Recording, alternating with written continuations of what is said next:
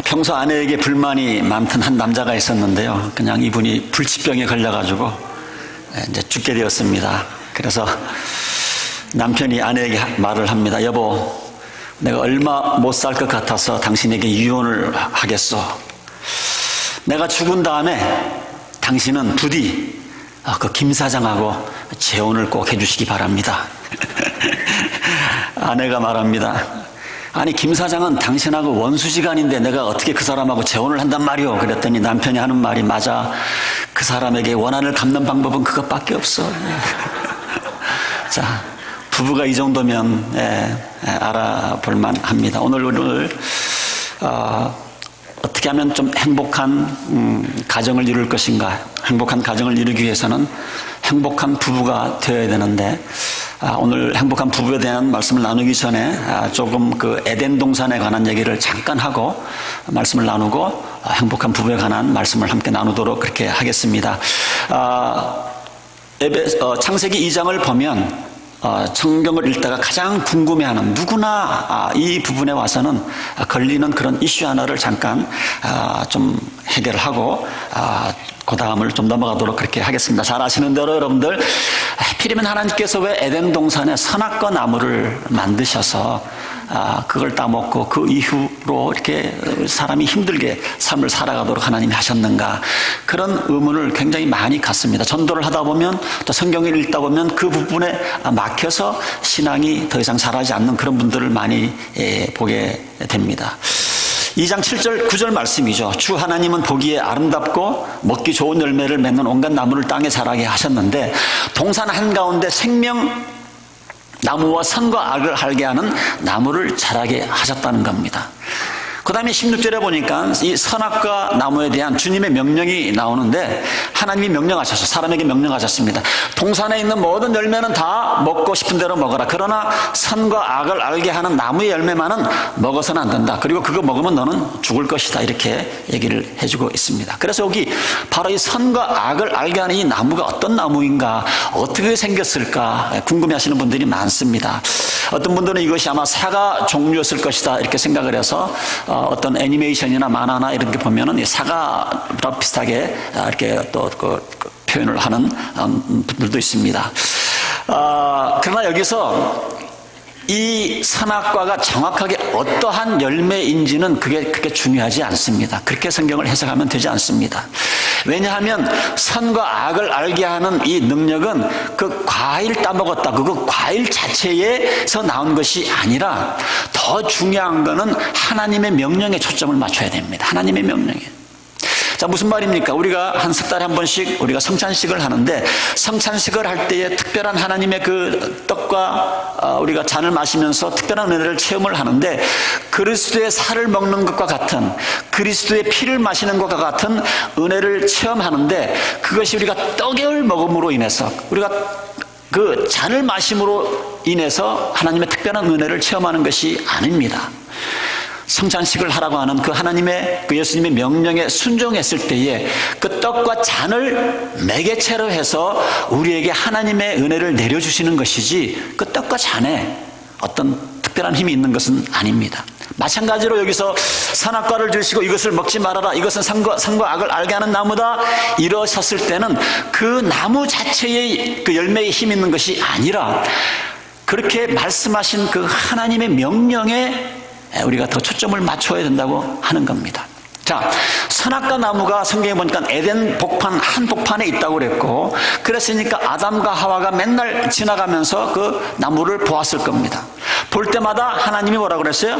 먹지 말라고 하신 걸 기억을 하겠죠. 그런데 먹지 말라고 하니까 더 손을 대고 싶고 먹고 싶은 마음이 생겼을 겁니다. 자, 그래도 하나님이 명령하셨으니까 손 안 대고 지나가고, 또 보고서 손 안 대고 지나가고, 이래서 순종이 계속 반복하다 보면 하나님께서는 이 순종을 통해서 사람에게 선과 악을 구별할 수 있는 그런 지혜를 주시기를 원하셨는데, 왜냐하면 지금 보세요. 아담과 하와는 지금 하나님의 손에서 만들어진 지 지금 굉장히 프레시, 갓 만들어졌기 때문에, 존재이기 때문에 아주 순수하고 순진했겠지만 아직까지 이 선과 악을 구별하는 지혜와 성숙도는 모자랐을 거예요. 그래서 이 지혜와 성숙도를 하나님께서 키우시기 위해서 하나님께서 이들에게 너희들 순종하면 그 순종하는 가운데 점점 선과 악을 구별하는 지혜가 자라서 마침내는 영적으로 아주 성숙한 단계에 돌아가면서 이제 너희들이 어느 정도 훈련이 되어지고 성숙해지면 이제 그 생명의 과실을 먹어라. 이래서 아마 이것을 먹었으면 이제 에덴 동산에서 우리가 죽음을 체험을 하지 아니하고 어떤 상태에 가게 됐을지도 모르는데 아담과 하와가 실패를 한 것입니다. 자, 그래서 우리가 선과 악을 아는 분별력, 이런 영역은요, 우리가 반드시 지금도 마찬가지예요. 순종을 통해서 얻어진다고 하는 것을 우리가 꼭 알아야 합니다. 창세기 2장에 하나님은 인간에게 이 순종의 중요성을 얘기를 하고 계신 겁니다. 자, 우리가 주님께 순종하는 삶을 오래 산 다음에 영적으로 이렇게 기뻐지신 분들을 보면 똑같은 죄를 지어도 영적으로 성숙한 사람들은요, 더 자기가 어떤 그런 죄인이다 하는 것을 남보다 더 의식을 하게 됩니다. 영적으로 성숙해서 그래요. 남보다 더 죄가 많아서가 아니라 영적으로 성숙했기 때문에 이런 분별력이 미성숙한 사람보다 더 생겼기 때문에 자기 삶 가운데 있는 죄를 남보다 더 크게 볼 수 있는 그런 눈이, 지혜가 생긴 겁니다. 자, 그렇게 말한다고 그런다면 영적으로 어리면 어릴수록 자기는 아무렇지도 않다고 생각을 하게 됩니다. 그래서 이런 분들은요, 오랜 순종을 통해서 영적으로 깊어지기 때문에 자기 삶 가운데에서도 뭐예요? 죄도 더 의식할 뿐만이 아니라 무엇이 선하고 무엇이 아름다운지도 볼 수 있는 이런 눈이 생기는, 판단이 생기는 겁니다. 그렇기 때문에 우리는요, 주위에서 겉으로 보기에는 아주 굉장히 좋은 크리스찬인 것 같은데, 겉으로 보기에는. 그런데 얘기를 해보면, 또 행동을 하는 걸 보면 영적으로 분별력이 없는 그런 사람들을 만나게 돼요. 이분들의 삶 가운데는 뭐예요? 하나님의 말씀에 순종하는 그런 훈련이 안 돼 있기 때문에 그렇습니다. 선과 악을 알게 되는 이런 분별력은 여러분 지금도 마찬가지입니다. 하나님의 말씀에 내가 얼마만큼 순종하며 살아가고 있느냐에 따라서 정비례가 됩니다. 자, 그러면 순종이라는 게 뭐예요? 성경에서 말하는 순종이라는 것은 뭡니까? 성경에서 말하는 순종의 가장 중요한 정의는 뭐예요? 하나님께서 원하시는 것하고 내가 원하는 것이 이렇게 두 개가 있을 때에, 이것이 상반될 때, 상치될 때에 하나님이 원하는 것을 선택을 하고 순종하는 것. 이게 우리가 영적으로 하나님 앞에 순종하는 그런 모습입니다. 내가 하고 싶지만 하나님이 하지 말라고 하셨기 때문에 안 하는 것, 이것이 순종이에요. 그래서 여러분들도 우리가 참 특별히 교회 지도자가 된다고 하는 것, 우리가 영적으로 성숙한다고 하는 것은 뭐냐면 이 분별력을 키워야 되는데, 성도님들 가운데 분별력을 키우려고 원하시고 무엇보다도 내 믿음이 좀 자라기를 원하신다고 그러면 여러분들의 내 삶 가운데 하나님 말씀에 지금 순종하는 삶을 내가 얼마만큼 살고 있는가를 점검해 보시기 바랍니다. 점검해 보셔야 됩니다. 많은 사람들이 하나님께 순종하지 아니하고, 어떤 신학자가 얘기한 것처럼 많은 사람들이 하나님과 동의하면서 살아간다, 이렇게 지적을 합니다. 그 말이 무슨 말인가 했더니 참 무서운 말이에요. 많은 현대인들이 하나님 앞에 순종하면서 살아가는 것이 아니라 하나님과 동의하면서 살아간다, 동의하면서 교회 생활을 한다. 그래서 내 마음에 맞고 내 체질에 맞고 내게 납득이 되는 것만 수용을 하고, 성경을 읽으면서도 말씀을 들으면서도 내가 수긍이 되고 내 체질에 맞고 내가 이해가 되는 것만 아멘하고 납득을 하고, 그렇지 않은 부분은 무시하면서 살아간다는 거예요. 그래서 하나님 앞에 순종하면서 살아가지 아니하고 하나님과 동의하면서 살아가는 현대 크리스찬들이 많다. 혹시 여러분들 가운데 그런 분이 계시다고 그런다면, 하나님과 동의하는 삶에서 하나님 앞에 순종하는 삶으로 여러분들이 체질이 바뀌어지셔야 합니다. 그러지 않는 한 여러분들은 영적으로 계속 그 얕은 물에 머무를 수밖에 없는, 그래서 어떤 그 믿음 생활에 어떤 어려움이 오면 금방 내 믿음을 팔아버리는 그런 모습을 여러분들이 보게 되어집니다. 자, 그리고 나서 이제 2장 18절에 보니까 이제 하나님께서 다른 건 다 좋았다고 그랬어요. 하나님께서 창조하신 다음에 영어로 it was good. 하나님도 감탄을 하셨어요. 자, 그런데 2장 18절에 와가지고 it is not good. 보기에 좋지 않다라고 처음으로 부정 관사를 써서 표현을 합니다. 주 하나님이 말씀하셨다. 남자가 혼자 있는 것이 좋지 않으니, 그동안은 계속 좋다 그러셨다고 좋지 않으니 그를 돕는 사람 곧 그에게 알맞은 짝을 만들어 줘야 되겠다. 주 하나님이, 자, 지금 우리가 이 본문에 보면 이제 들짐승과 공중의 새를 흙으로 빚어서 만드시고, 그 다음에 그것들 사람들에게 이끌어 오셔서 이제 아담이 다 이름을 짓도록 했습니다. 왜냐하면 하나님께서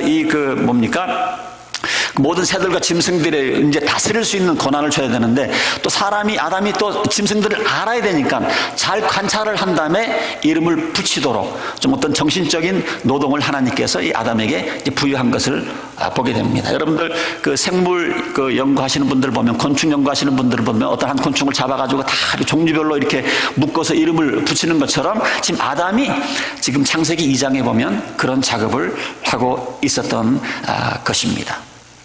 아마 이 작업은 굉장히 오래 걸렸을 거라고 우리가 상상을 해볼 수가 있겠죠. 자, 그런데 다 이름을 짓고 난 다음에 아담이 깨달은 것이 뭐냐면, 다른 것들은 다 짝이 있는데 나만 짝이 없는 거예요. 그래서 좋으신 하나님께서 아담을 위해서 일을 하시기 시작합니다. 21절에 보니까 그래서 주 하나님이 그 남자를 깊이 잠들게 하셨다. 그가 잠든 사이에 주 하나님이 그 남자 갈빗대 하나를 뽑아가지고 그 자리는 살로 메우셨다.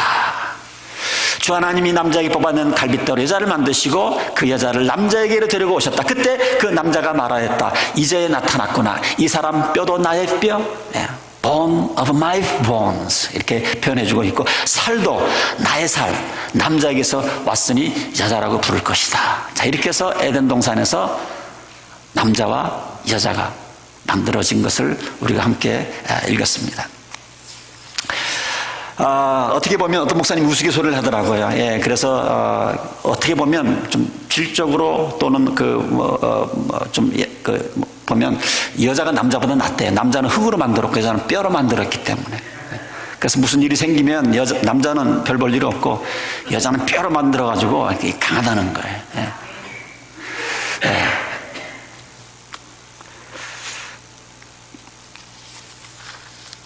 자, 그래서 오늘 좀 한 5가지 정도 짧게 우리가 행복한 부부가 되기 위해서 우리가 좀 인지해야 될, 알아야 될 내용들이 있는데, 18절에 보면 첫 번째, 남자 혼자 있는 것이 좋지 않으니 그를 돕는 사람 곧 그에게 알맞은 짝을 주겠다. 여기 보니까 첫 번째로 우리가 뭐냐면 여자는 남자를 돕는 배필로 만드셨다라는 사실을 기억을 하는 것이 중요합니다. 행복한 부부 생활을 하려면. 자, 여기서 돕는 배필이라고 해서 여자들이 열등하다라는 말이 아닙니다. 우리가 하나님을 보면 하나님은 우리를 도우시는 분인데 하나님이 열등해서가 아닙니다. 여기서 돕는 자로 세우셨다는 것은 무슨 말입니까? 결핍한 것을 채워주는 존재로 만들었다는 그런 의미입니다. 무언가 남자 혼자로는 위태하기 때문에, 뭔가 부족하기 때문에 그 남자를 도울 수 있는 여자를 하나님께서 만들으셨다고 하는 겁니다.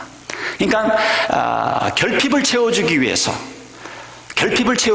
연단을 만들어 주셨다. 영어 성경에 보면, 한국 성경에도 보면 돕는 배필. 자, 그래서 여자의 결핍을 채워주기 위해서 남자를 세워주셨기 때문에 어떤 의미로 보면 남자도 여자를 돕기 위한 그런 배필을 하나님께서 만들어주셨다고 해석을 해도 틀리지 않습니다. 결국은 뭡니까?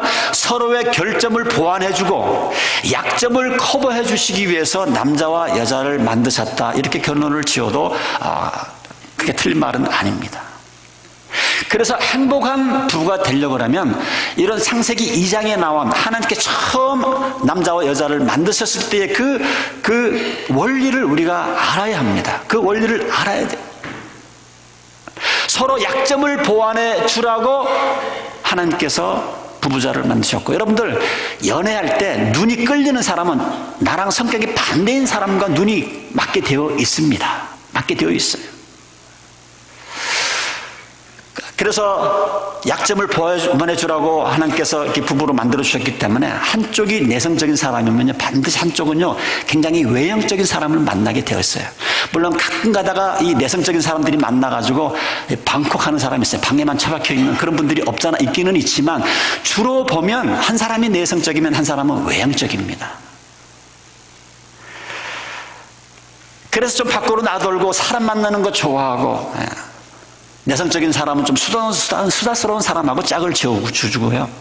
또 부부 중에 한 사람이 너무 지적인 것을 추구하면요, 또 반드시 다른 부부는요, 책 한 페이지 안 읽는 그런 배우자를 만나게 됩니다. 보통 그래요. 보통 그래요.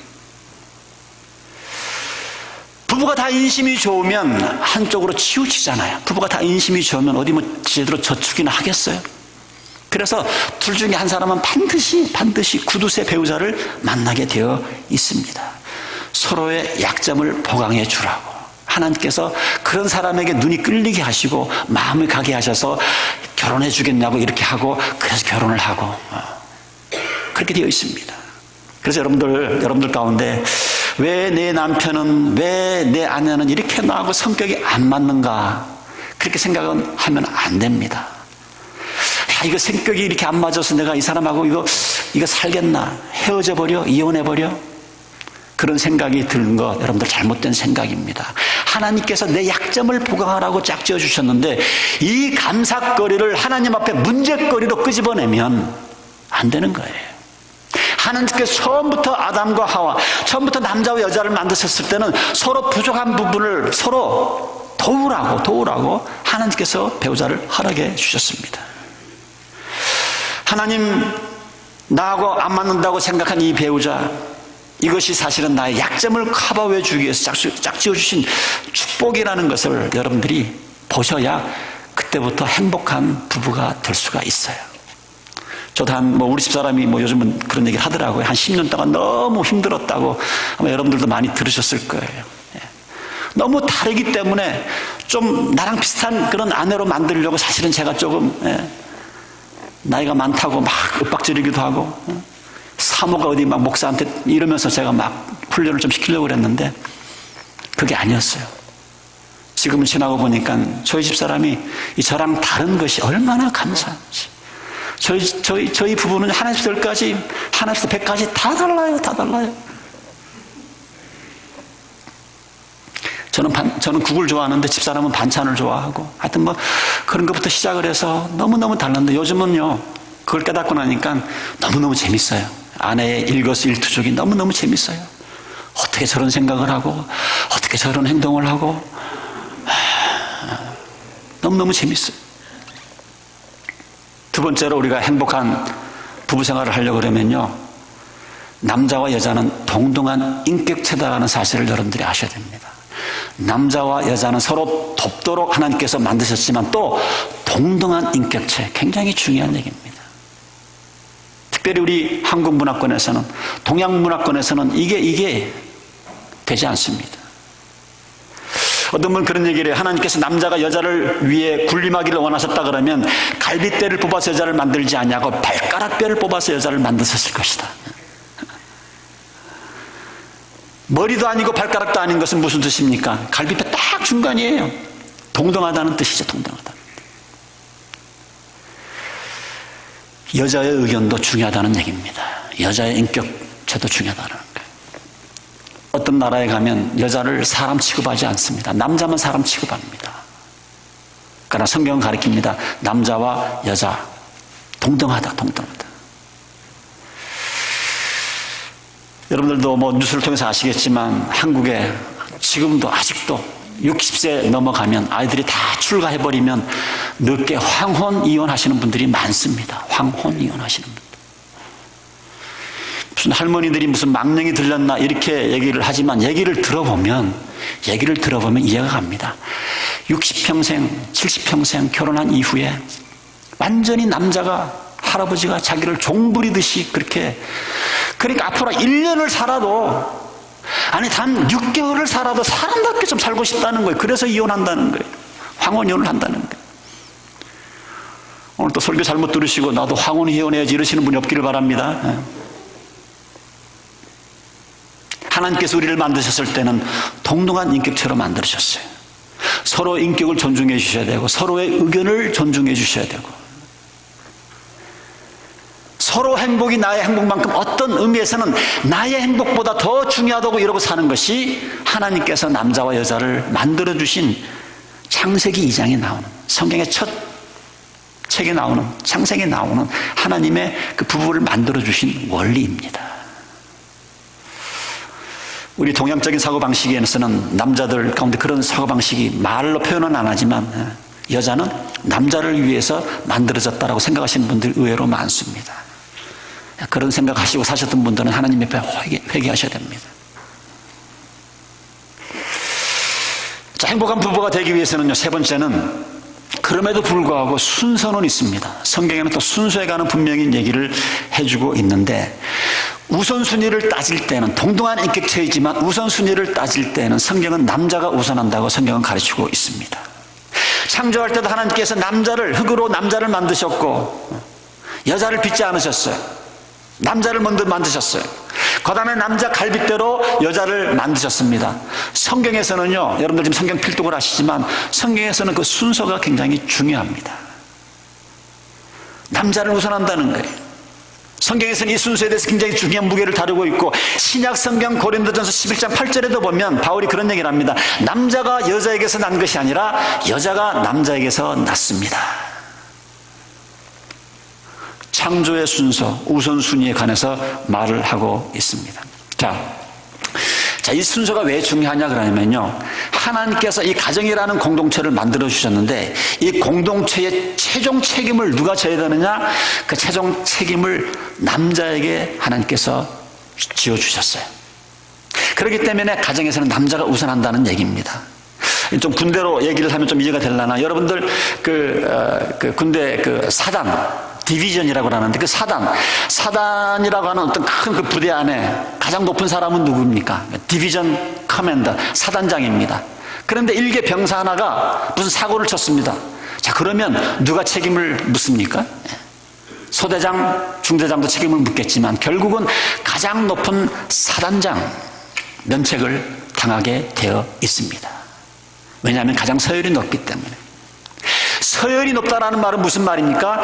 책임 소재를 말하고 있는 겁니다. 책임 소재를.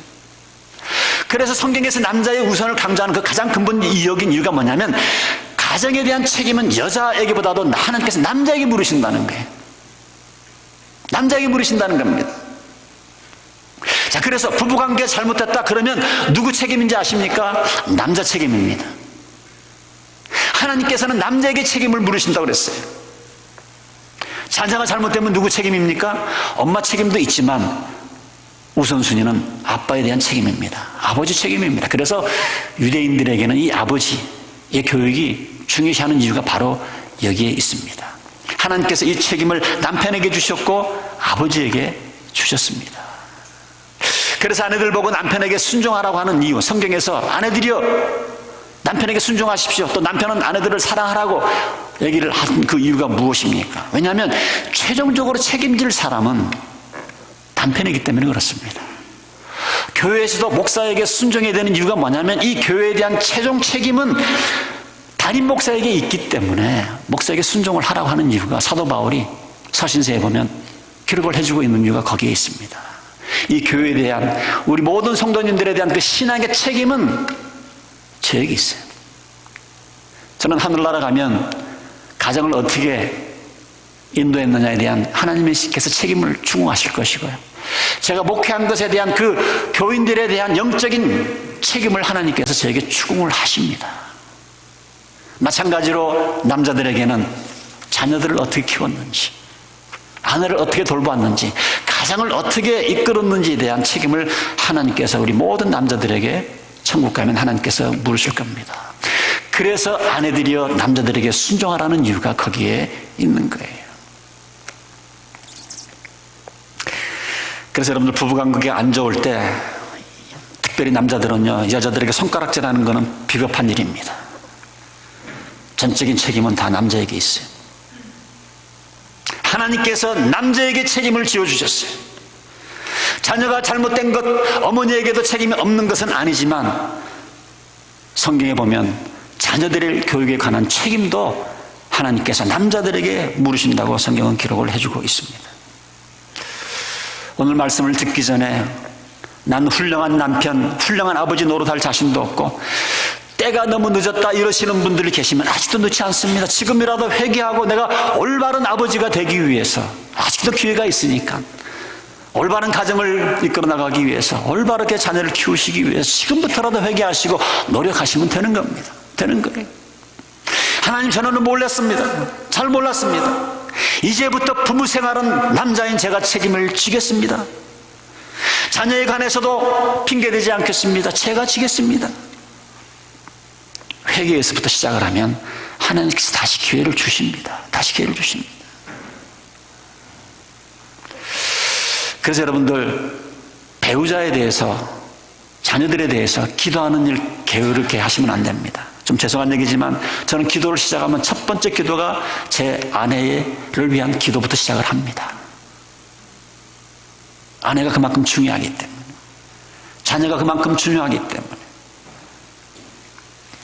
그래서 우리 남자들은 남자가 동격 그 인격체지만 그래도 그 우선이 여성보다 우선인 것을 아시고, 또 왜 아내가 남편에게 순종을 해야 하는지 잘 아셔서, 또 왜 자녀들에게 부모에게 순종하라고 하는지 잘 아셔서 우리가 책임져야 할 사람이기 때문이라는 사실을 깨닫고 이런 책임감을 여러분들이 소유하셔야 됩니다. 그래 나중에 우리가 하나님 앞에 섰을 때에 참 착한 아버지, 착한 남편이라는 우리가 소리를 듣게 되는 겁니다. 자, 첫 번째, 두 번째, 세 번째는 조금 이렇게 좀 그 이론적인 얘기를 하셨지만 마지막 네 번째, 다섯 번째는 실질적으로 우리가 행복한 부부가 되기 위해서 구체적으로 이렇게 말씀을 해주고 있는데 24절에 보니까, 창세기 2장 24절에 보니까, 자, 그러므로 남자는 아버지와 어머니를 떠나 아내와 결합하여 한 몸을 이루는 것이다. 남자와 아내가 둘 다 벌거벗고 있었으나 부끄러워하지 않았다. 실질적인 그런 행동 지침을 창세기 2장에 얘기를 해주고 있는데, 거기 보니까 행복한 부부가 되려고 그러면 뭐라고 되어 있어요?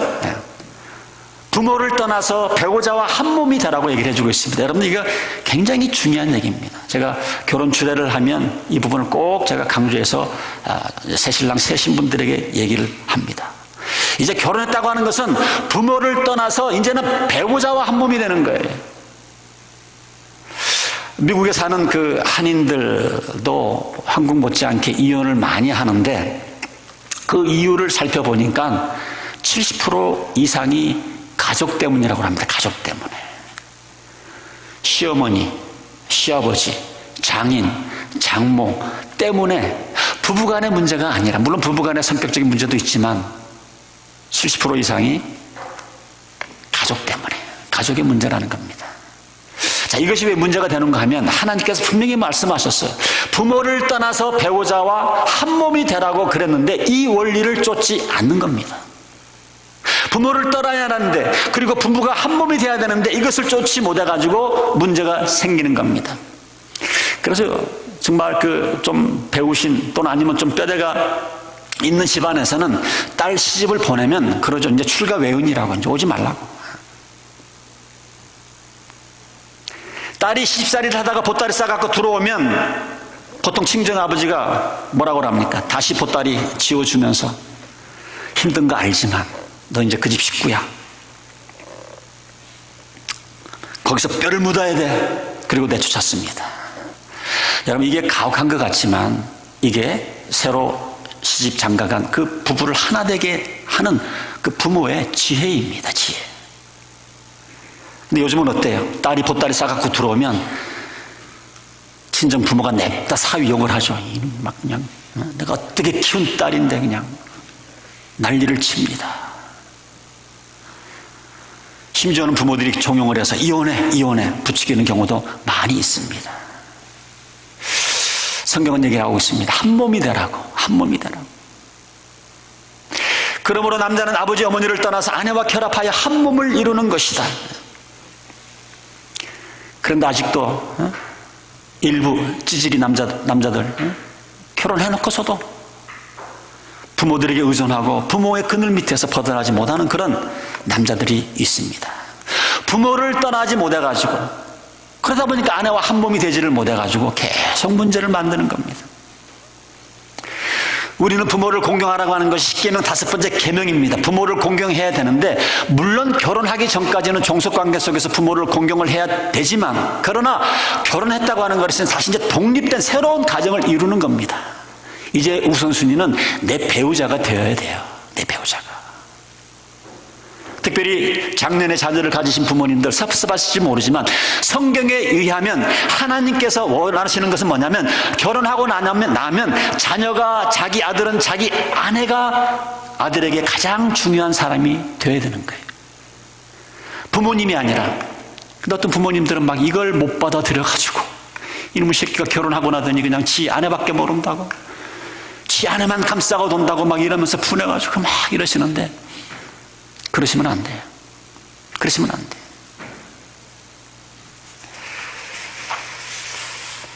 이것 때문에 부부간에 엄청난 갈등을 겪는 부모님들을 제가 많이 만납니다. 그래서 여러분들 이미 시집장가 갔으면 그 아들과 딸 놓아주시기 바랍니다. 간섭하지 마시고, 찾아오면 그냥 고맙게 받아주시고, 뭐 물어보면 대답하시고, 일체 간섭하지 마셔야 돼요. 이 말은 뭐냐면, 여러분들 부부 사이에서도 가장 중요한 사람이 여러분들의 배우자가 되어야 됩니다. 여러분들이 자녀가 되면 안 돼요. 여러분들 지금 자녀들이 뭐 결혼하기 전에는 여러분들 뭐 간쓸게 다 빼줄 것 같죠? 그 아이들이 결혼하면은 자기 배우자밖에 모른다니까요. 끝까지 나를 사랑해주고 보호해줄 사람은 내 배우자밖에 없어요. 내가 나중에 늙어서 병들면 자녀들이 와서 똥오줌 치워줄 것 같습니까? 그래도 배우자밖에 없습니다. 기회 있을 때 배우자를 사랑하셔야 돼요. 이게 하나님께서 만들어주신 질서입니다. 이 질서가 지키지 아니하기 때문에 불행이 생기고, 가정 안에 갈등이 생기고, 가정들이 문제가 생기는 거예요. 특별히 우리들은 동양적인 이런 사고가 다 있습니다. 동양적인 사회에서는 사실 좀 행복한 가정이 성경적인 거와는 좀 배치가 됩니다. 그러나 우리가 한국 사람이지만, 동양 사람이지만, 그러나 우리가 하나님의 자녀이기 때문에 하나님께서 원하시는 그 가정은 어떤 가정인가? 하나님께서 원하시는 그 부부의 모습은 어떤 부부인가? 이걸 아셔야 됩니다. 마지막으로 행복한 부부가 되기 위해서 우리가 기억해야 될 것은 25절에 나와 있습니다. 남자와 그 아내가 둘 다 벌거벗고 있었으나 부끄러워하지 아니했다. 25절에 있는 말씀입니다. 자, 이 말은 뭐냐면, 행복한 부부가 되기 위해서는 부부간에 서로 정말 벌거벗고 있어도, 이것은 제가 육체적으로만 말하는 것이 아닙니다.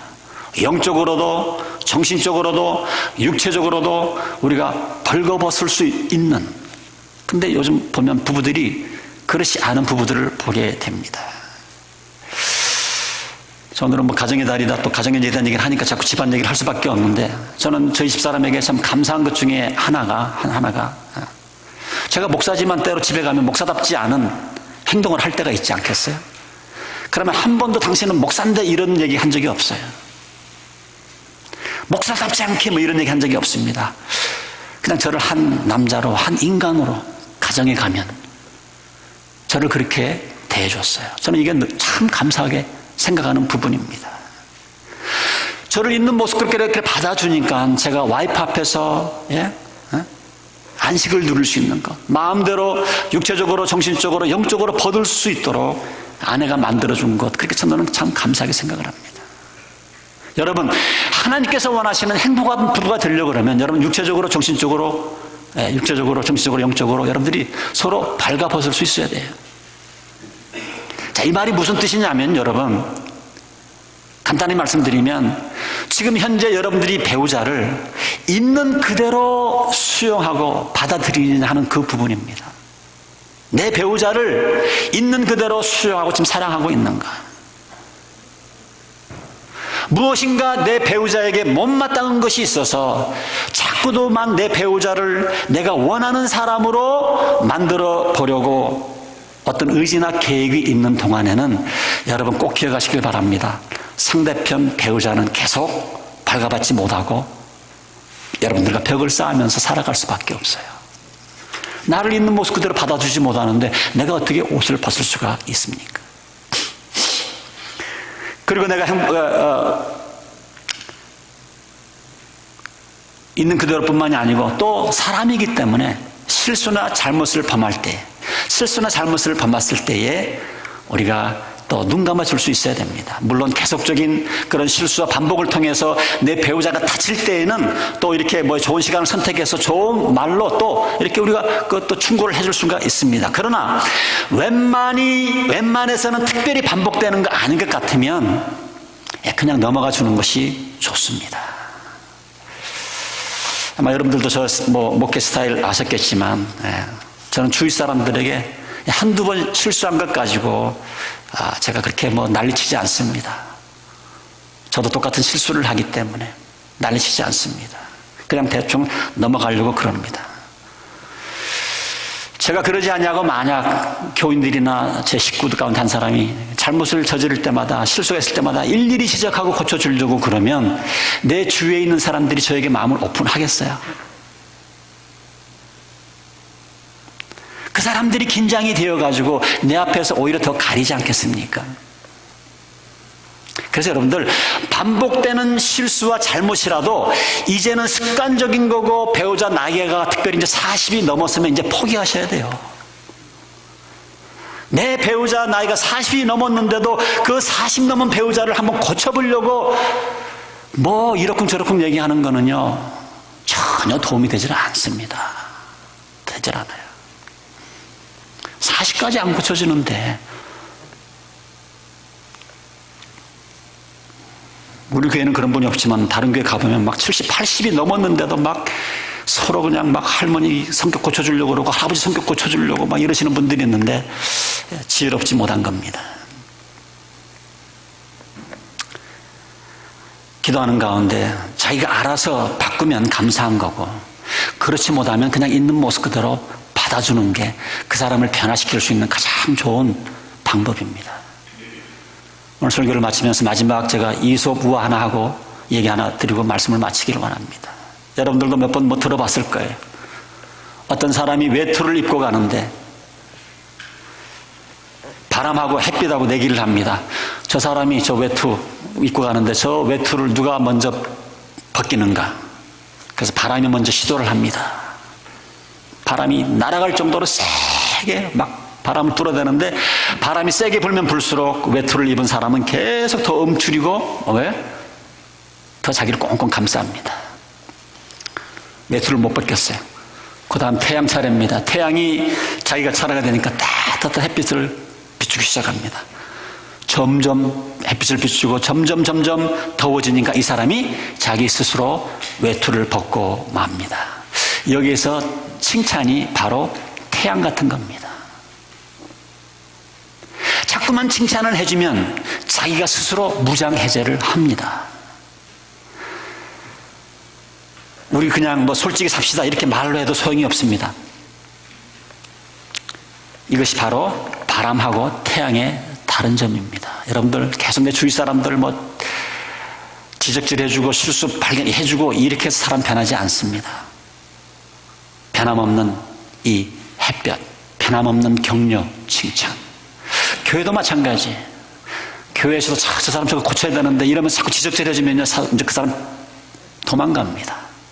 구역 모임이든 성경 공부 모임이든 우리가 어떤 단체든지 햇볕과 같은 사람인데 햇볕과 같은 사람. 말씀을 마치면서 하나님께서 우리에게 주신 큰 축복이 세상에 나올 때는 부모님이고 결혼한 다음에는 배우자입니다. 배우자. 하나님께서 주신 이 원리를 잘 쫓으면 우리는 얼마든지 행복한 부부가 될 수가 있습니다. 여러분들 가운데 우리 부부 사이는 왜 이렇게 오래 살았는데 남 같고 이렇게 소원한 것이 있다고 생각되시는 분들은 오늘 말씀을 다시 한번 점검을 해보시고 그동안 아직도 내 그 배우자의 그 사소한 실수나 잘못 이거 지적하고 고쳐주려고 하지 않았는지 그런 생각 버리셔야 됩니다. 그 대신 칭찬, 기도 그리고 때를 기다리세요. 칭찬하고 기도해주고 때를 기다리시면 언젠가 내 배우자가 정말 하나님이 원하시는 그런 배우자로 변해 있는 것을 보게 되어집니다. 2019년 우리가 가정의 달을 맞이해서 정말 하나님께서 이 땅에 세우신 그 기관은 딱 두 개입니다. 하나는 가정이고 하나는 교회입니다. 하나님께서 가정을 굉장히 귀하게 여기시고 또 우리 모두가 이 가정을 정말 하나님께서 원하시는 그런 가정으로 가꾸어야 될 책임이 저와 여러분들에게 있습니다. 사랑하는 성도 여러분, 세상에서 내가 가장 편한 사람은 내 아내다. 세상에서 가장 편한 사람은 내 남편이다. 이런 고백이 나올 수 있도록 서로 노력하시는 저와 여러분이 되시기를 주님의 이름으로 축원드립니다. 기도하겠습니다.